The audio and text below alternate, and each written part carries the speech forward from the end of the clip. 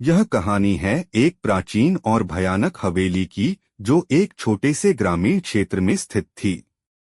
गांव का नाम था मृत्यु नगरी और इस गांव की पहचान उस खतरनाक हवेली से होती थी। इस हवेली का निर्माण सैकड़ों साल पहले एक अत्यंत धनी जमींदार राजेश ठाकुर ने किया था। राजेश ठाकुर अपने समय का एक निर्मम व्यक्ति था। हवेली के निर्माण के दौरान कई निर्दोष मजदूरों की जान जाने की घटनाएं सामने आईं। कहा जाता है कि ठाकुर ने हवेली में दबी खजाने की खोज में कई बलिदान दिए थे। इन घटनाओं के बाद हवेली में अजीब और डरावनी घटनाएं घटित होने लगीं और धीरे धीरे वह दोबारा कभी न खुलने वाली जगह बन गई। सालों बाद एक युवा शोधकर्ता वीरेंद्र ने यह तय किया कि वह इस हवेली के रहस्यों का पता लगाएगा। वीरेंद्र का मानना था कि इन घटनाओं के पीछे कुछ न कुछ सच्चाई जरूर है। उसके साथ उसकी 4 दोस्त आर्यन, सीमा, रोहित और नेहा भी जाने के लिए तैयार हो गए। एक दिन सभी मित्र पूरी तैयारी के साथ हवेली की ओर निकल पड़े।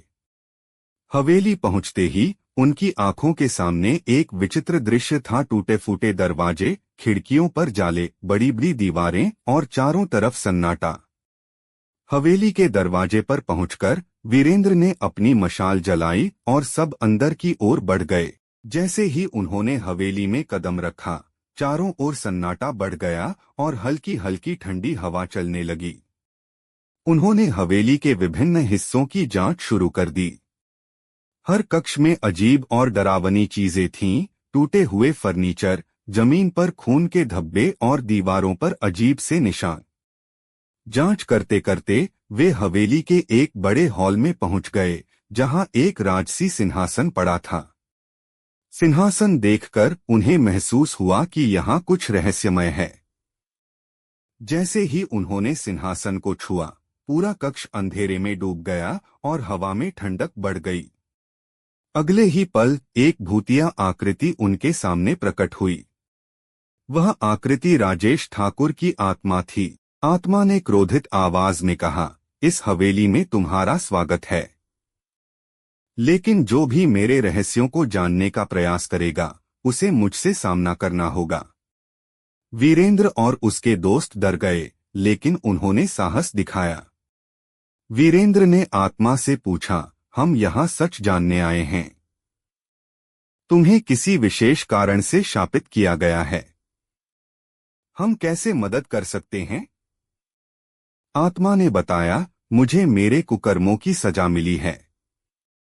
मैंने कई निर्दोषों की बलि दी थी।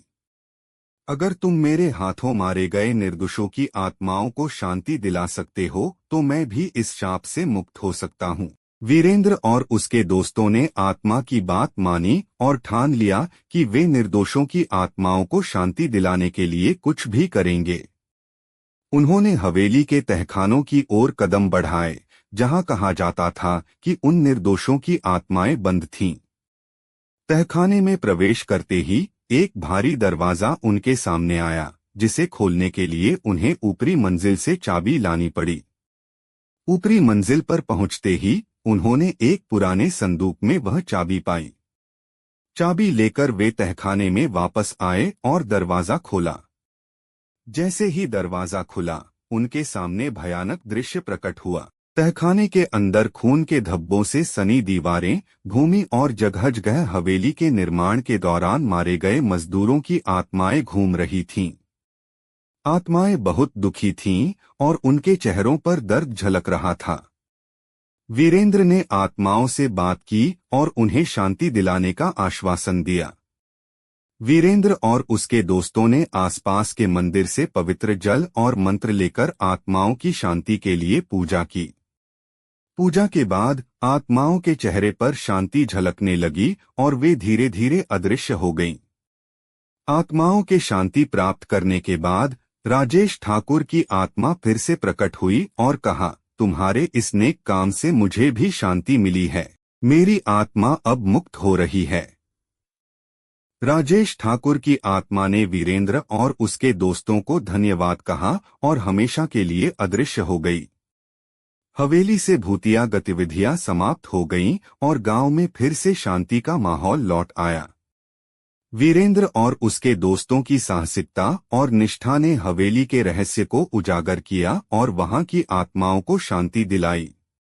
इस घटना के बाद शापित हवेली अब शांति हवेली के नाम से जानी जाने लगी और वीरेंद्र और उसके दोस्तों की कहानी हमेशा के लिए यादगार बन गई।